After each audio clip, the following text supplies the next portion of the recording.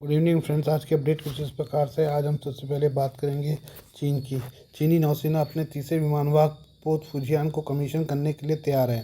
चीनी social media के अनुसार यह पोत अपने शिपयार्ड से अज्ञात स्थान की ओर रवाना हो गया है। सोशल मीडिया प्लेटफॉर्म पर पोस्ट की गई तस्वीरों और वीडियो में फुजियान को संघाई के जियांगन शिपयार्ड के चांगकिसिंग द्वीप गोदी से धीरे धीरे रवाना होने से पहले अपने इंजन को चालू करते हुए घना धुआं छोड़ते दिखाया गया। इससे पहले इस पोत का 3 महीने तक मेंटेनेंस किया गया था। चीनी सरकारी मीडिया ने पहले ही बताया कि फुजियान को इस साल के अंत तक सेवा में शामिल किया जा सकता है। चीन के तीसरे विमानवाहक पोत फुजियान को टाइप 003 के नाम से भी जाना जाता है। यह चीन का सबसे उन्नत विमानवाहक पोत और पहला सुपर कैरियर भी है। चीनी सैन्य विशेषज्ञों का कहना है कि फुजियान की ये यात्रा पिछली समुद्री परीक्षणों से अलग हो सकती है। इससे ये अटकलें लगाई जा रही हैं कि विमानवाहक पोत उम्मीद से पहले ही चीनी नौसेना में शामिल हो सकता है।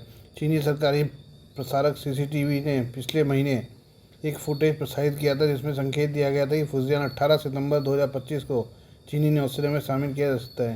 ये तारीख चीन पर शाही जापान के आक्रमण की शुरुआत की 94वीं वर्षगांठ है। चीनी सोशल मीडिया में एक और तारीख 1 अक्टूबर की भी चर्चा की जा रही है। इस दिन चीन का राष्ट्रीय दिवस होता है। सोशल मीडिया तस्वीरों के अनुसार फुजियान विमानवाहक पोत के पतवार और डेक को पूरी तरह से साफ दिखाया गया है। इससे पहले की यात्रा में फुजियान के डेक पर लड़ाकू विमानों के मॉडल या मॉकअप रखे गए थे।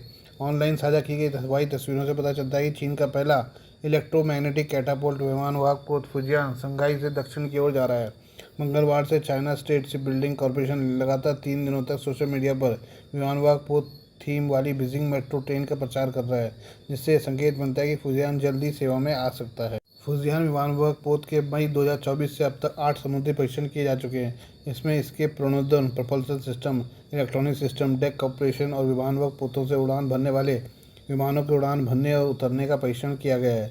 चीन ने 3 सितंबर को परेड के दौरान विमानवाहक पोतों से उड़ान भरने वाले 3 विमानों J-35A, J-15T, J-15DT और KJ-600 का प्रदर्शन किया था।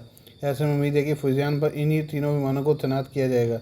इनमें J-35A स्टेल्थ लड़ाकू विमान, J-15T भारी वाहक लड़ाकू विमान, J-15DT इलेक्ट्रॉनिक युद्धक विमान और KJ-600 पूर्व चेतावनी विमान है। फुजियान टाइप 003 क्लास के पारंपरिक रूप से संचालित विमानवाहक पोतों में से पहला है और इलेक्ट्रोमैग्नेटिक कैटापोल्ट सिस्टम से लैस होने वाला पहला घरेलू रूप से डिज़ाइन और निर्मित फ्लैट डेक पोत है।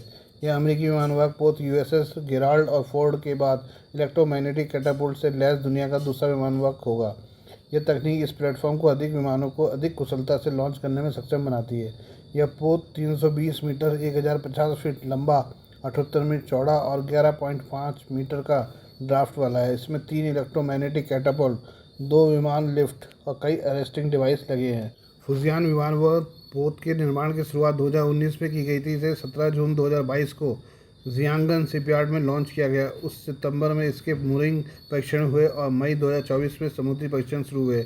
इस जहाज़ ने केवल 13 महीनों में 117 दिनों के 8 परीक्षण पूरे कर लिए हैं। चीन की ताकत का अंदाजा इसी बात से लगाया जा सकता है कि अमेरिका को फोर्ड क्लास के विमानवाहक पोत को निर्माण से लेकर सर्विस में शामिल करने में 16 साल लगे थे, जबकि चीन ने फुजियान को मात्र 6 साल में पूरा कर लिया। फुजियान को समुद्र में चलता फिरता एयरबेस कहा जा रहा है। ये एयरक्राफ्ट कैरियर भारी हथियारों से लैस लाखों विमानों को भी उड़ाने में सक्षम है। ऐसे में फुजियान से उड़ान भरने वाले लाखों विमान और अर्ली वार्निंग एयरक्राफ्ट दूर तक गश्त लगा सकते हैं।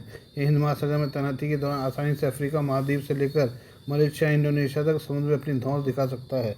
आइए हम बात करें चीन और अमेरिका की। चीन ने अमेरिकी राष्ट्रपति डोनाल्ड ट्रंप की अपने खिलाफ टैरिफ के प्रस्ताव पर जवाब दिया है। ट्रंप ने नाटो देशों से चीन पर 50 से 100% टैरिफ लगाने का आह्वान किया है ताकि उसे रूसी तेल खरीद से रोका जा सके। इस पर चीन के विदेश मंत्री वांग यी ने कहा कि इससे चीज़ें और ज़्यादा खराब होंगी।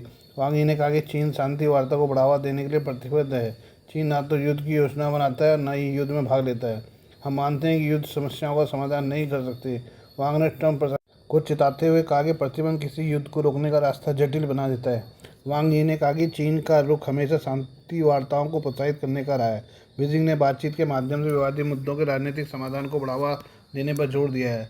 चीन ने कभी भी जंग की तरफदारी नहीं की है। चीनी विदेश मंत्री ने बहुपक्षवाद को बढ़ावा देने, बहुपक्षीय तंत्र मजबूत करने और संयुक्त रूप से संयुक्त राष्ट्र चार्टर के उद्देश्यों और सिद्धांतों की रक्षा करने का आह्वान किया है। ग्लोबल टाइम्स की रिपोर्ट के अनुसार वांग यी ने कहा कि चीन और यूरोप को प्रतिद्वंदी नहीं बल्कि बजाय मित्र होना चाहिए। इनको एक दूसरे का सामना करने के बजाय सहयोग करना चाहिए।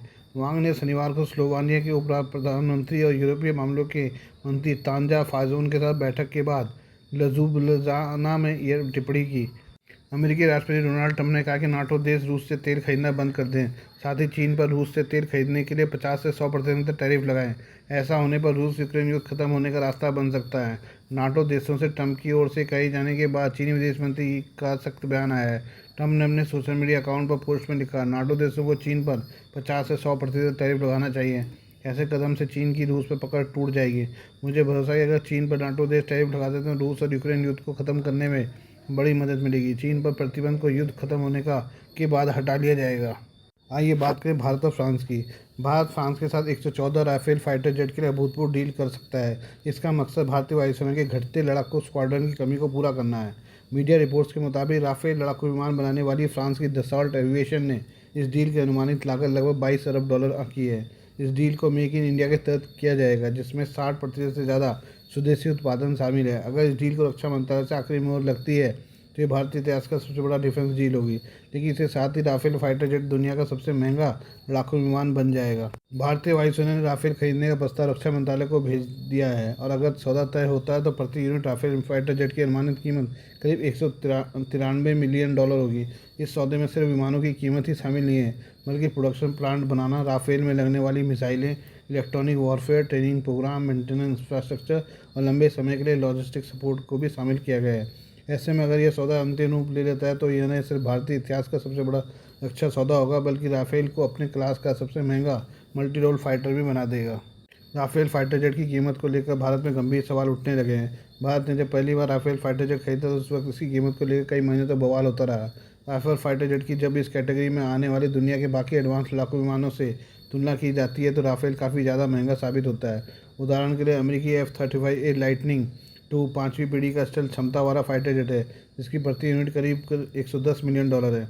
इसके अलावा अमेरिकी नौसेना ने हाल ही में F/A-18 सुपर हॉर्नेट ब्लॉक 3 का सौदा औसतन 65 मिलियन डॉलर प्रति विमान किया है।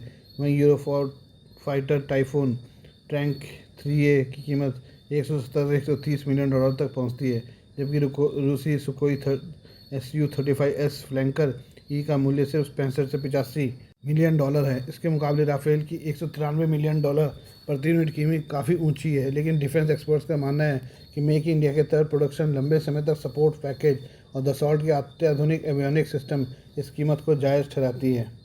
राफेल की कीमत को लेकर बहस होना स्वाभाविक है, क्योंकि 114 राफेल की अनुमानित कीमत करीब 22 अरब डॉलर होने वाली है। फिर भी डिफेंस एक्सपर्ट्स डील को जल्द फाइनल करने की मांग कर रहे हैं।